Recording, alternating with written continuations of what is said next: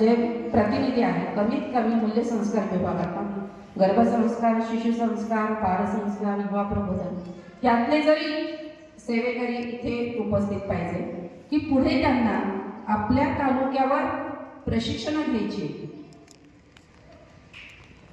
घ्यायचे की नाही.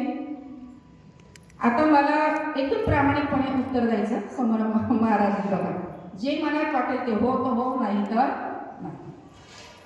इथे बसल्यावर किती जणींना असं वाटतंय की गर्भसंस्कारचं शिकून प्रशिक्षण घेऊन आता मला काय फायदा, काय फायदा, किती जणींना वाटतं? करा वाटतंय ना मला काय फायदा, वाटतंय ना तुम्हाला सगळ्यांना. आमचे मुलं मोठे झाले, कोणाचे लग्न झाले, कोणाला त्यांना मुलं झाले, काहींची शाळेत शिकतायत, काहींचे कॉलेजला जातात, आम्ही गर्भसंस्कार काय करायचं. इथेच सगळ्यांचं चुकतंय. लक्षात घ्या की माऊली नेहमी सांगतात, मला जर देवकी होता आलं नाही तर मला काय व्हायचं आहे, यशोदा व्हायचं आहे. आणि तेही एका कृष्णाचं नाही, हजारो कृष्णांचं व्हायचं आहे.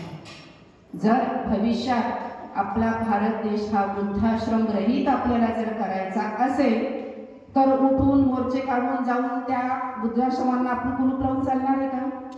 एका दिवसात आपण कुलूप लावून चालणार आहे का?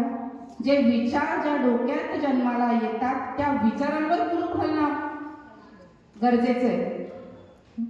माऊलींची खूप तळमळ आहे की कुंडलिकांसारखे, श्रावणबाळासारखी जी पिढी घडली पाहिजे.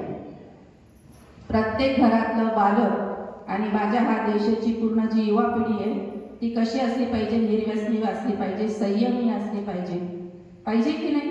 शूर असली पाहिजे, वीर असली पाहिजे, धीराची असली पाहिजे ती. आज काय बघतोय आपण समाजामध्ये, अनेक प्रश्न बघतोय, अनेक घटना अशा बघताय की त्या उच्चारताना सुद्धा कंठ गैवरून येतो, बोलताना सुद्धा आपल्याला उसळल्यासारखं वाटतं की नाही अशा ह्या सगळ्या गोष्टी. आणि म्हणून आपल्याला हे काम करायचं आहे.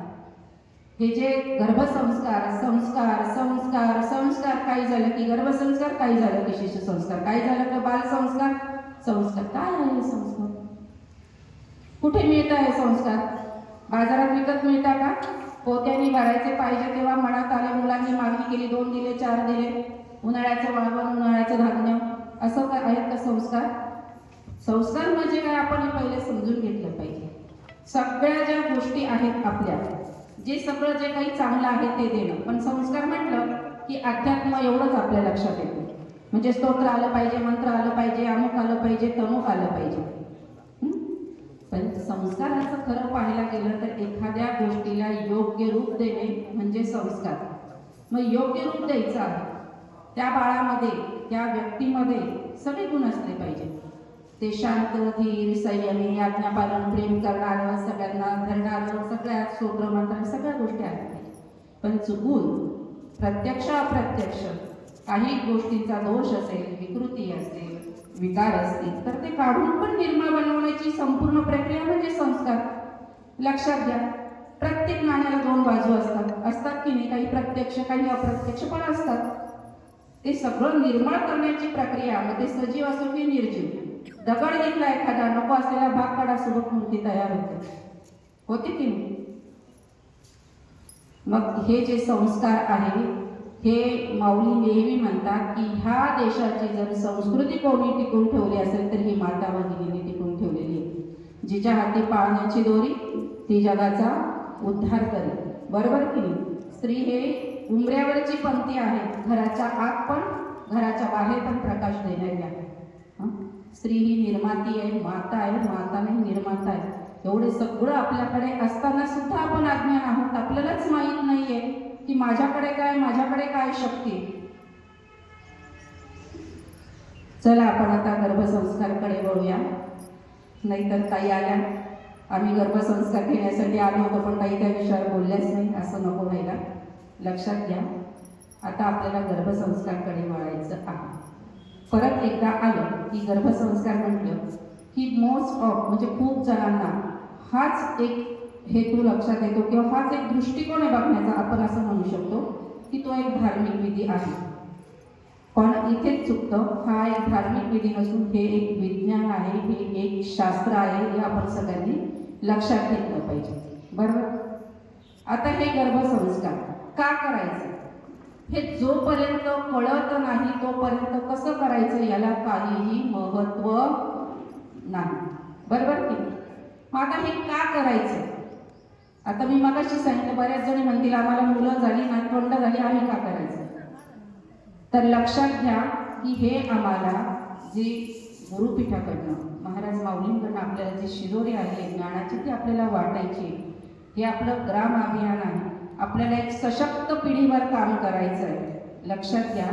आणि ह्याच्यासाठी आपण जे गर्भसंस्कार करतो आहे ते पहिले आपण जाणून घ्यायचे आहेत. गर्भसंस्कार म्हणजे काय, ते कोणी करावे, का करावे, कसे करावे. तर सगळ्यात पहिले का करावे याच्यावर मला प्रश्न. आता बऱ्याचदा आम्ही गर्भवती माता समोर असताना प्रश्न विचारतो की आपण काही विचार केला होता का की मला हे बाळ कशासाठी हवं आहे, किंवा कशासाठी म्हणजे मूल होण्याबद्दल किंवा आपल्याला बाळ हवं आहे याच्याबद्दल तुम्हाला काय विचार होते? असं जेव्हा विचार गर्भवती माता सांगतात, उत्तर एकदम छान आले.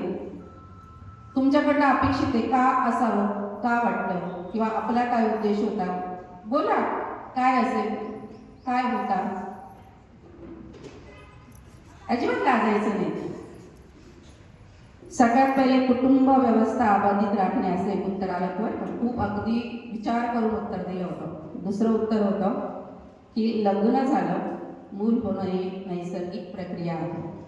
त्याच्यानंतर एका मातेने एकदम याच्याने सांगितलं की आई होणं म्हणजे संपूर्ण मातृत्व आणि जगातलं उत्तम सगळ्यात सर्वोच्च कोटीचं काय आहे ते सुख आहे. बरोबर. त्याच्या पुढे नवीन पिढी, त्याच्या पुढे लग्न झालंय गोड बातमी कधी देणार असे घरात सारखी विचारणा होती,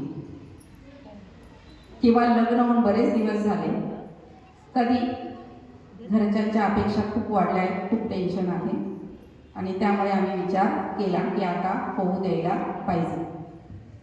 ही वस्तुस्थिती आहे. हे प्रश्नांची उत्तर अक्षरशः नोंद करून ठेवलेली ही वस्तुस्थिती. म्हणजे 80% त्या माता पित्यांना हे विजनच नाहीये की आपल्याला बाळ कशासाठी हवं आहे. लक्षात घ्या. पूर्वी बघा, आता आम्ही सुद्धा म्हणजे आमच्या वेळेपर्यंत आम्ही 6 भावंड आहोत. 4, 6, 5, 3. आता हम दो हमारे दो आणि त्याच्यानंतर तर आता अलीकडे हम दो हमारा एक याच्यावर थांबलो. मग ते एकच बाळ जन्माला घालायचं आहे तर त्याच्यासाठी सर्व दृष्टीने विचार करायला हवा की नको, व्हायला पाहिजे की. म्हणजे बाळ कशासाठी जन्माला हवं आहे हा विचार झाला पाहिजे, हा विचार झाला पाहिजे. मी तुम्ही इथे बसलेला एक प्रश्न विचारते, कॉमन प्रश्न आहे माझा, मी नेहमी विचारते की आता हे जेवढे बसलेले आहेत सगळ्यांच्या लग्नाचे फोटोचे अल्बम आहेत माझ्यामध्ये, मोस्ट ऑफ असतील आहे, असले आता इथे तिचं आहे ना. तुमचे जे लग्नाचे अल्बम होते, जे फोटो बघितले मम्मी पप्पा, मग तुमच्या त्या छोट्याने तेव्हा विचारलं की मी कुठे होतो, असं किती जणांना प्रश्न आला? हा, सगळ्यांना आले. काय उत्तर दिली होती तुम्ही? हसू नका, सांगा काय उत्तर दिली होती.